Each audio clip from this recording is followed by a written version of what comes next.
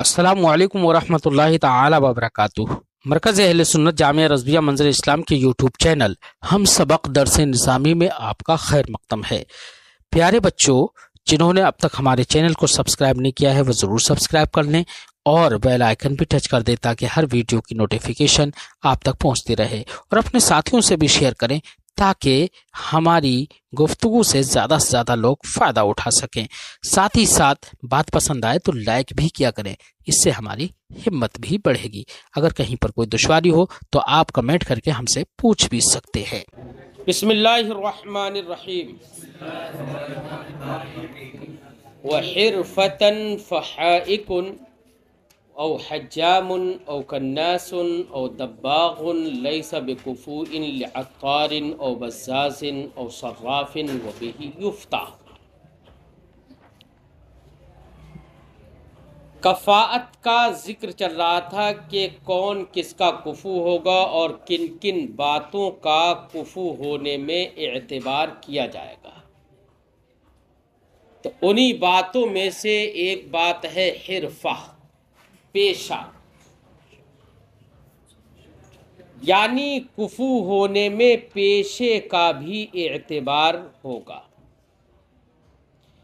क्योंकि दुनिया में पेशे हर तरह के हैं। कोई कपड़ा बुनता है, कोई कपड़ा सिलता है, कोई कपड़ा धोता है, कोई कपड़ों पर रंग करता है, कोई बाल काटता है, कोई हिजामा पछना लगाता है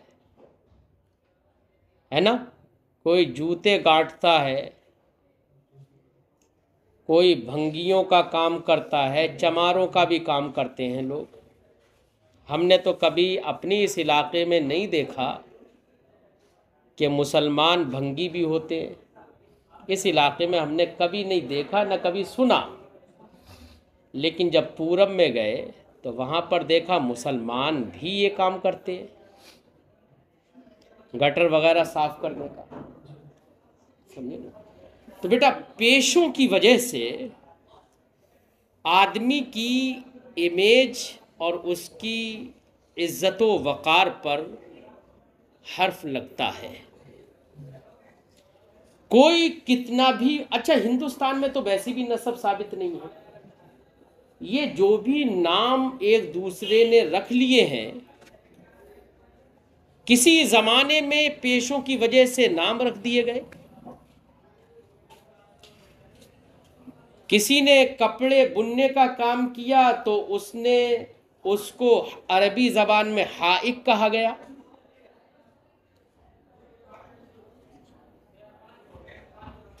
और किसी ने कपड़े बुनने का काम किया, वो कपड़े रुई धुनने का काम किया तो उसको अरबी ज़बान में नद्दाफ कहा गया। उर्दू और हिंदी में अंसारी, मंसूरी, सिद्दीकी, सलमानी और पता नहीं क्या क्या नाम है ना। तो ये सब नाम पेशों की बिना पर है। तो मैंने एक बात बताई थी कि पेशे की वजह से आदमी के इज्जत व वक़ार में कमी भी होती है और इजाफा भी होता है।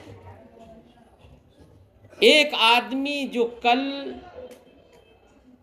बाल काटने का काम कर रहा था, आज वो सर्राफा सोना लेकर बैठ गया। तो कल लोग गिरी नज़र से भी चाहे देखते हों, लेकिन आज उसको उठी नज़र से देखेंगे। तो पेशों का फर्क पड़ता है ना। और हमारे यहाँ पर तो वैसी नस्ब साबित नहीं है, जो कुछ है वो पेशों की बिना पर ही है। अब अगर आबाओ अजदाद ने कभी कपड़े बुने, कभी किसी ने रुई धुनी, तो ये कपड़े बुनना मुमकिन है किसी दौर में, इसको घटिया समझा जाता हो। आज के ज़माने में तो खैर घटिया नहीं समझा जाता। कपड़े बुनने वाले अब तो बड़े मतलब कपड़े बुनने वाले हों या कपड़े वो दरदोजी होती है और ये क्या क्या होता है ना, कपड़े बनारसी साड़ियाँ देखी हैं ना, कितनी महंगी महंगी होती हैं। तो आज के ज़माने में तो कपड़े बुनना जो है, जिनके यहाँ पर लूम वगैरह चल रहे हैं, वो भी बुरा नहीं समझा जाता है। हमारे मुआशरे में, उर्फ़ में उसको आज बुरा नहीं समझा जाता। पहली बात तो हमारे इलाके में यहाँ पर है ही नहीं, पूरब में जाके बनारस वगैरह की तरफ हैं, लेकिन आज बुरा नहीं समझा जाता है। जब बुरा नहीं समझा जाता है तो उनकी इमेज भी नहीं गिरेगी। भाई एक बड़ा पेशावर है, लेकिन उसको बुरा नहीं समझा जाता। आज के ज़माने में बुरा किसे समझा जा रहा है मैं बताऊं? या तो चप्पल जूता गांठने वाले को अगर कोई ऐसा कर ले, या मल वगैरह का गटर साफ करने का अगर कोई काम करे तो इसको गंदा समझा जा रहा है। यानी जो ऐसा आदमी काम कर रहा है जो काम वाकई घटिया है, काम ही घटिया है, उनको, उनके काम करने वाले को आदमी आज उर्फ में घटिया समझा जाता है, वरना हर काम करने वाले को घटिया नहीं समझा जाता है। समझिए नहीं? इसलिए उर्फ का लिहाज भी होगा कि किस उर्फ में किसको घटिया समझा जा रहा है, उस उर्फ में वो उसका कुफू नहीं होगा, और जिस उर्फ में घटिया नहीं समझा जा रहा है उस उर्फ में वो दूसरे का कुफू होगा। ठीक है? इसलिए हमारे यहाँ पर अगरचे पेशों की बिना पर ये कौमियतें, ये बरादरियाँ हो गई हैं, लेकिन आज के ज़माने में एक तो ये पेशे भी नहीं रहे। अब कोई भी पेशे वाला, मिसाल के तौर पर एक पठान है, वो भी आज के दौर में बहुत सारी जगहों पर ऐसा मिलेगा कि वो जरी का काम करवा रहा है, पतंगे बनवा रहा है। होता है नहीं होता है? अब क्या हम उसकी बिना पर, पतंगों की बिना पर, जो कि नाजायज अम्र भी है, लेकिन क्या हम ये हुक्म दे देंगे कि भाई इसका कोई कुफू नहीं है? नहीं। उर्फ में उसको लोग बुराई नहीं समझ रहे हैं, हालांकि वो तो काम ही नाजायज है। रुई धुनना, कपड़े बुनना, बाल काटना, है ना, ये तो जायज भी है, लेकिन पतंग बनाना नाजायज भी है। अगर कोई पतंग बना रहा है तो क्या हम उसको हुक्म दे देंगे कि नहीं ये कुफू नहीं है? नहीं, उर्फ में उसे बुरा नहीं समझ रहे। हाँ, जहाँ पर बुरा समझते हो हम कहेंगे कि वो उस पठान का कुफू नहीं हो सकता जो मुअज़्ज़ज़ घराने से है, जो नाजायज़ और हराम कामों से दूर रहता है, जो फिस्क़ व फुजूर से दूर रहता है। ऐसी लड़की का वो आदमी कुफू नहीं बन सकता। ठीक है? लेकिन लड़की भी अगर उसी कबील से है तब कोई हरज नहीं है ना? या ये कि उर्फ में गलत नहीं समझा जा रहा है तो कोई हरज नहीं है। ठीक है? लेकिन फिर भी लड़की की दयानतदारी का तो एतबार रखा जाएगा। कोई ऐसा नहीं है कि हर एक दूसरे का कुफू हर वक्त नहीं, दयानतदारी का भरपूर ख्याल रखा जाए। तो ये पेशों की बिना पर है। साहिब फतहुल कदीर, मुहक्किक अलल इतलाक साहिब फतहुल कदीर ने फतहुल कदीर में एक इबारत नक़ल फरमाई है। इस किताब के हाशिये में भी वो इबारत मौजूद है, मैंने नज़र पड़ी थी। उन्होंने फरमाया है अन्नल मूजिबा हुवा इंतिकास अहलिल उर्फ। यहाँ पर जो मूजिब है, बाइस और इल्लत जो है, वो अहले उर्फ का कमतर समझना है, अहले उर्फ का कमतर समझना है। फयदूर माअहू, तो इसी कमतर समझने के साथ ही साथ ये हुक्म लागू होगा। यानी कफ़ाअत और अदम कफ़ाअत का जो मसला है पेशे के एतबार से, वो अहले उर्फ के इंतिकास की बिना पर है कि अगर अहले उर्फ गलत समझ रहे हैं तब तो कुफू नहीं होगा, और अहले उर्फ गलत नहीं समझ रहे हैं तो कुफू हो जाएगा। यही मुहक्किक अलल इतलाक साहिब फतहुल कदीर ने बयान किया है।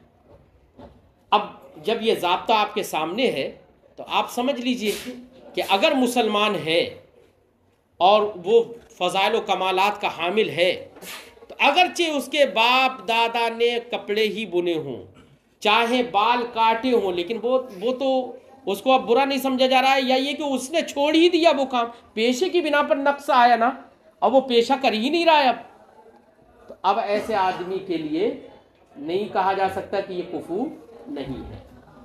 بات سمجھ آئی؟ اور مزید یہ کہ علم دین کی بنا پر چاہے کوئی آدمی اپنے پیشے کی بنا پر، اپنے خاندان کی بنا پر، چاہے گھٹیا ہی صحیح، لیکن علم دین کی فضیلت اسے حاصل ہو گئی تو تمام تر کفو کی جو صورتیں ہیں وہ ہر آدمی کا کفو بن جائے گا علم دین کی وجہ سے، فضائل و کمالات کی بنا پر. ٹھیک ہے، یہ ہم نے پوری گفتگو کا ماحصل یہ نکلا کہ علت انتقاص فی العرف پائی جائے جہاں تو کفو نہیں بنے گا. اسی لیے صاحب فتح القدیر نے آگے تفسیر کرتے ہوئے، تھوڑی وضاحت کرتے ہوئے انہوں نے کہا کہ جیسے مثال کے طور پر عرب یہاں پر عجم میں، ہمارے یہاں پر مثال کے طور پر ایک عطر فروش ہے، اس کے عطر فروشی کو، اس کے پیشے کو اچھا سمجھا جاتا ہے، اور ایک کپڑا بیچنے والا ہے، بزاز ہے، اس کو اس کے مقابل تھوڑا ہلکا سمجھا جاتا ہے نا ہمارے یہاں پر. اب یہاں پر تو ممکن ہے کہ دونوں کے مابین، اب پہلی بات تو انتقاص کی وجہ یہاں پر رہی کچھ نہیں، کوئی عطر بیچ رہا ہے، کوئی پوچھ رہا ہے تم کون ہو، عطر بیچ رہا ہے، کپڑا بیچ رہا ہے، کوئی ارے اس کے باپ دادا نہیں کیا لیکن آج کپڑا بیچ رہا ہے، تو اس کی بنا پر اب کچھ نہیں، بس ایک نام رہ گیا مولانا. ہندوستان کے اندر صرف برادریوں کا نام ہے پیشوں کی بنا پر، ورنہ تو پیشے کپڑے بننے والے آج کتنے لوگ ایسے ہوں گے جو انصاری برادری سے تعلق نہیں رکھتے لیکن کپڑے بن رہے، کاروبار کر رہے، لیکن اس کو کوئی برا سمجھ رہا ہے؟ نہیں سمجھ رہا ہے. تو عرف میں اگر نقص کا باعث بنے تو غیر کفو نہیں ہوگا، اور عرف میں نقص کا باعث نہیں بنے تو وہ کفو بن جائے گا. ٹھیک ہے، اصل وجہ یہی ہے. لہذا ہمارے یہاں پر برادریوں کا کوئی اعتبار نہیں ہے، یہ بھی یاد رہے، ہے نا. اس لیے، اور اب تو آج کے زمانے میں ہم تو دیکھ بھی یہی رہے ہیں کہ لوگ اس چیز کا لحاظ کر بھی نہیں رہے، بہت کم لوگوں میں رہ گیا. وہ بھی کم لوگوں میں اس لیے نہیں رہ گیا کہ وہ ذلیل ہے، کمین ہے، فاسق ہے، فاجر، اس لیے نہیں، صرف اس لیے رہ گیا ہے کہ رسمیں ہر برادری کی الگ الگ ہیں. اب ایک انصاری، منصوری، نداف، حجام یا کسی نے صدیقی، سلمانی، اگر کسی نے کسی پٹھان لڑکی سے نکاح کر لیا تو یہاں پر ایسا بھی ممکن ہے کوئی معزز گھرانہ ہو تو ہو سکتا ہے باعث عار بھی ہو، لیکن اگر معزز گھرانہ نہیں ہے تو عرف میں کوئی قباحت تو نہیں ہے کیونکہ برا نہیں سمجھا جا رہا. لیکن مسئلہ یہ بھی ہے پٹھان برادری میں شادی بیاہ کی مراسم جو ہیں وہ الگ ہیں،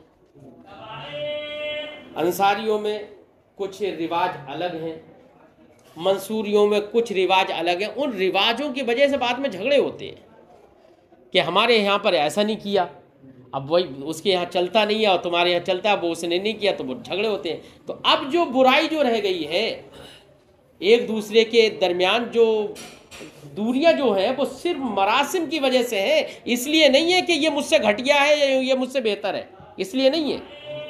بات سمجھ میں آ گئی؟ صاحب کتاب فرماتے ہیں وحرفتن، کفاءت کا اعتبار پیشے کے لحاظ سے بھی ہوگا، ہے نا، کہ پیشہ بھی. اب پیشہ فحائق تو کپڑا بننے والا، اور حجام یا حجامہ لگانے والا، پچھنا لگانے والا حجامہ، ہے نا.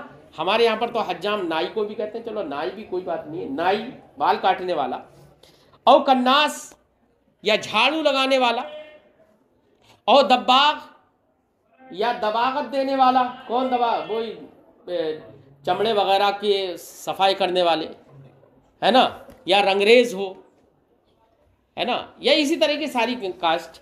لیسا بکفوین لعطار، یہ عطار مطلب عطر فروش جو ہے اس کا کفو نہیں ہوں گے، اور بزاز یا کپڑا بیچنے والے کا کفو، اور صراف یا سونا چاندی کو بیچنے والے کا کفو नहीं होंगे।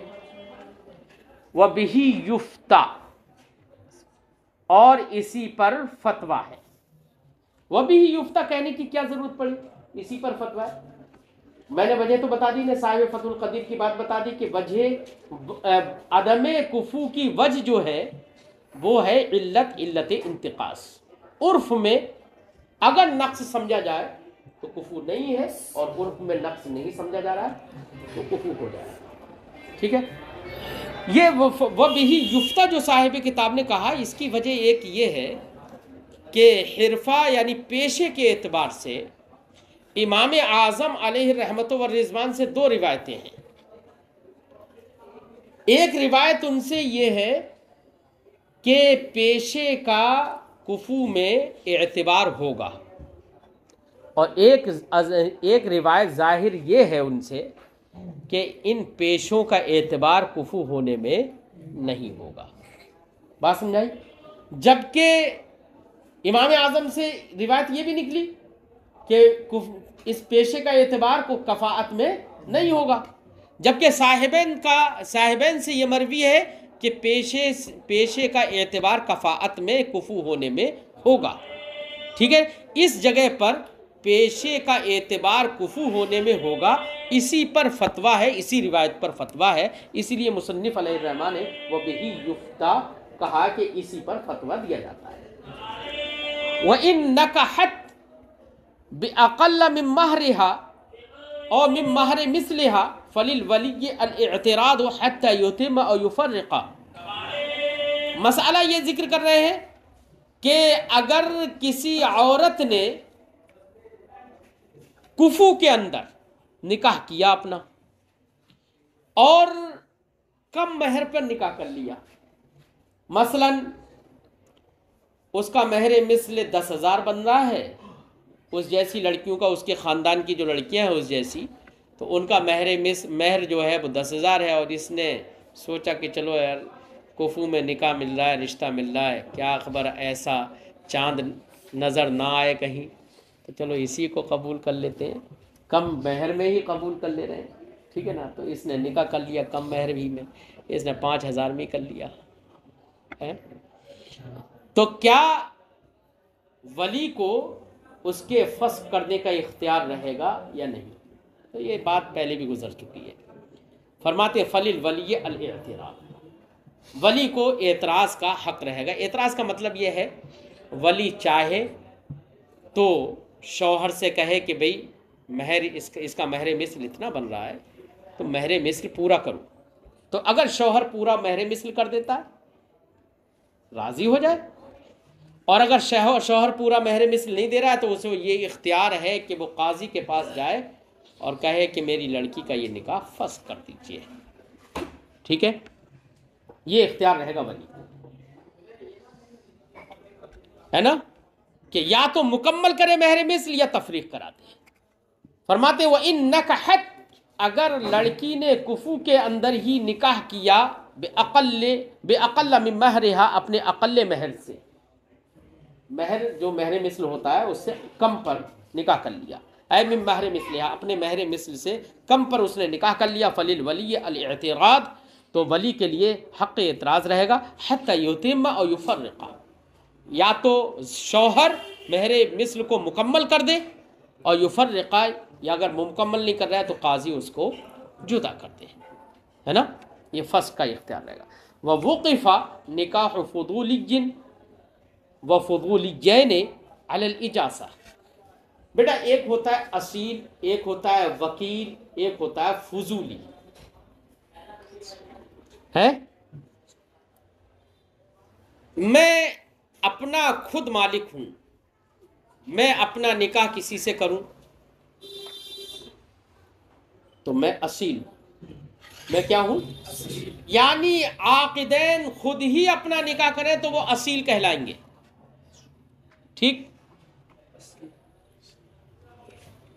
समझ में आ रही है भाई। और अगर आकिदैन खुद निकाह नहीं कर रहे हैं बल्कि उन्होंने किसी को अपना वकील बना दिया, है ना, या उनका वो छोटे हैं आकिदैन تو ان کا کوئی ولی نکاح کر رہا ہے تو وہ ولی یا وکیل کہلائیں گے. نہ خود نکاح کر رہا ہے نہ ولی و وکیل نکاح کر رہا ہے، بلا وجہ میں کسی اور آدمی کو چڑھ گئی کہ میں اس کا نکاح کر دے رہا ہوں، اور اسے اجازت بھی نہیں دی ہے، اسے وکیل بھی نہیں بنایا، غیر آدمی نے نکاح کر ڈالا، تو وہ غیر آدمی جو ہوگا وہ فضولی کہلائے گا، جس کو نہ اجازت ہو نہ جس کو ولایت ہو، وہ کیا کہلائے گا؟ فضولی کہلائے گا. اب اگر فضولی نے نکاح کر دیا یا دو فضولیوں نے نکاح کر دیا، مثلا ایک فضولی ہو، ایک فضولی کا مطلب لڑکی ہے، مثلا لڑکی کا میں ولی ہوں لیکن لڑکے کا میں ولی نہیں ہوں، نہ اس کا وکیل ہوں، وہ میرے لیے غیر ہے، نہ ولایت ہے نہ توکیل ہے، کچھ نہیں ہے.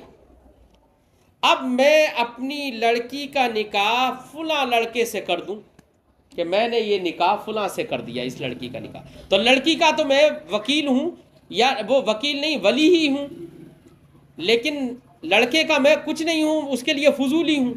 تو یہاں پر ایک فضولی ہے، ایک طرف سے فضولی ہوں اور ایک طرف سے وکیل ہوں. ٹھیک ہے؟ یا ایک صورت یہ ہے کہ میں نے جس لڑکی کا نکاح کیا اس لڑکی کا نہ میں وکیل ہوں نہ اس لڑکی کا میں ولی ہوں، اس کا بھی غیر ہوں، اس کا میں نکاح کر رہا ہوں. ٹھیک ہے؟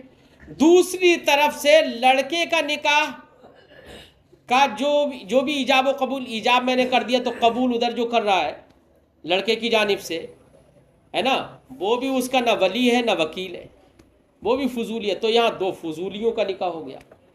اب بیٹا جہاں پر ایک فضولی ہو یا دونوں فضولی ہو، اگر ایسے لوگ نکاح کر دیں کسی لڑکی یا لڑکے کا، تو وہ نکاح ان بچوں کی رضا پر موقوف رہے گا، اجازت پر موقوف رہے گا. ٹھیک ہے؟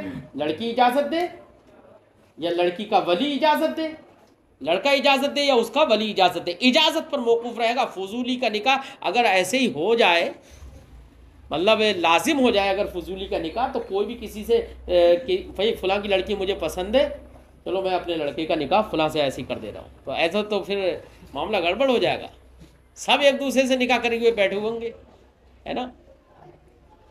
تو اجازت پر موقوف رہے گا. یہ فرماتے وَوُقِفَ نِكَاحُ فُضُولِيٍّ، ایک فضولی کا نکاح، وَفُضُولِيَّيْن یا دو فضولیوں کا نکاح موقوف رہے گا علی الاجازہ، اجازت پر.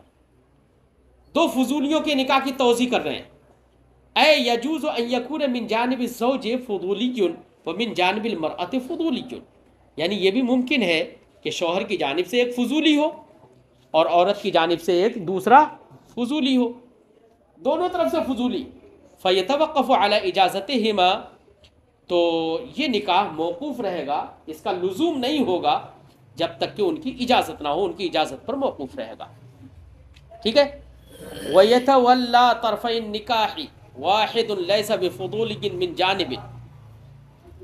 اب اگلا مسئلہ یہ ہے کہ بیٹا ایک ہی آدمی، بھئی نکاح میں ایجاب اور قبول دو رکن ہوتے ہیں نا، ایجاب و قبول، ایجاب کرنا اور قبول کرنا. پہلا والا قول ایجاب ہوگا، دوسرا والا قول قبول کہلائے گا. ٹھیک ہے؟ تو ایجاب و قبول ایک ہی آدمی کر سکتا ہے یا نہیں کر سکتا ہے؟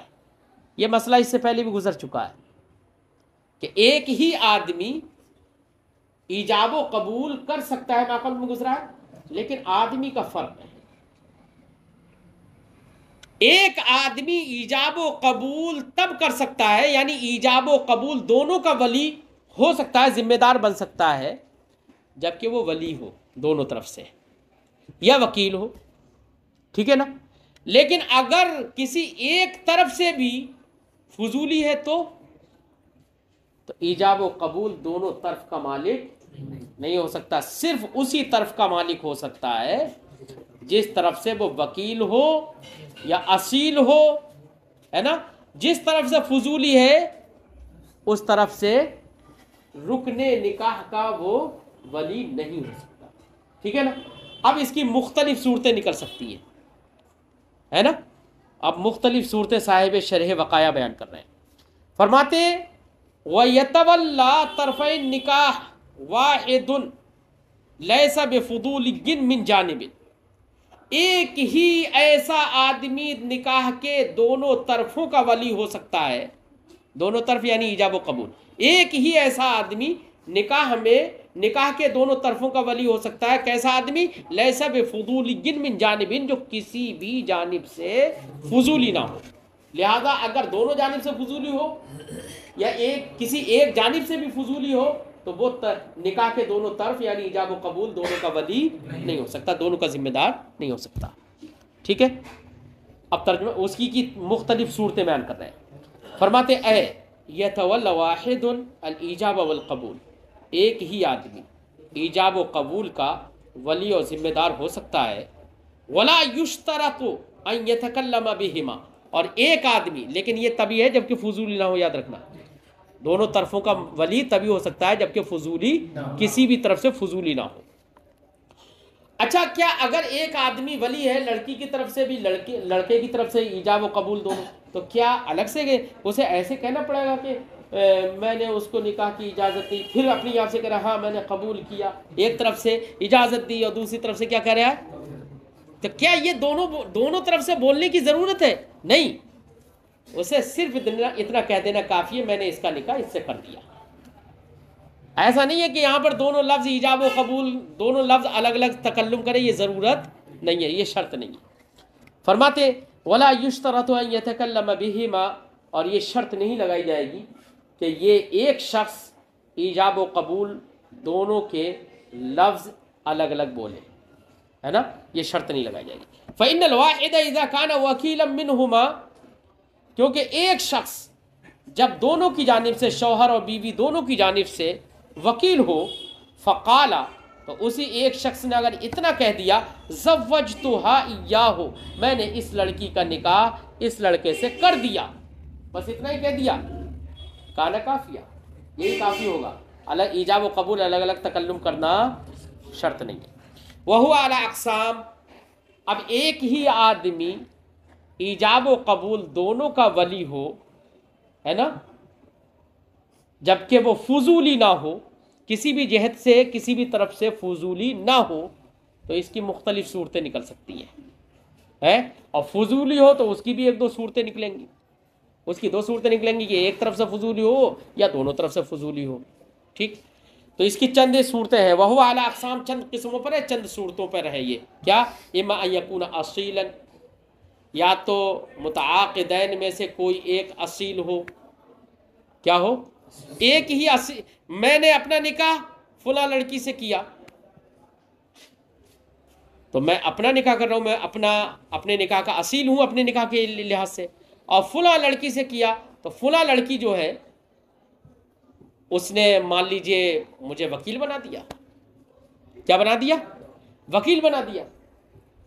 اس نے کہا کہ میرا نکاح کر دینا, تو میں نے, اس نے کہا کہ میرا نکاح کسی بھی مرد سے کر دینا, میں نے کہا کہ میں نے تیرا نکاح اپنے آپ سے کر دیا, تو میں اصیل ہوں اور لڑکی کی جانب سے